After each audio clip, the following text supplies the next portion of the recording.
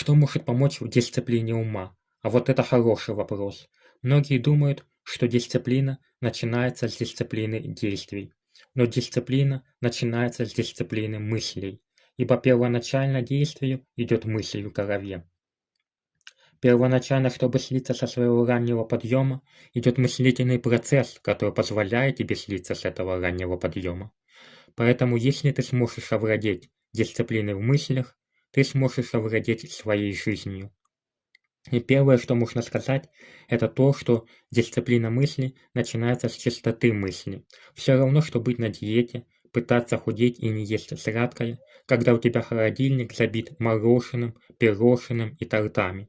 Тот же самый эффект будет. Пытаться держать дисциплину мыслей и, соответственно, действий, если твои мысли забиты дерьмом 24/7. Все, что ты потребляешь, все, что ты смотришь, все, что ты слышишь, это и есть то, что строит твои мысли. Поэтому очисти свое инфополе и замени его на мощнейшее инфополе, где 24/7 идет высокий месседж, высокое состояние, мощные мысли, которые помогают тебе оставаться на правильном пути. И, дружище, это будет первый ключ к тому, чтобы вырабатывать дисциплину мыслей, соответственно, дисциплину действий и, соответственно, трансформацию твоей реальности. Читай книги, слушай подкасты,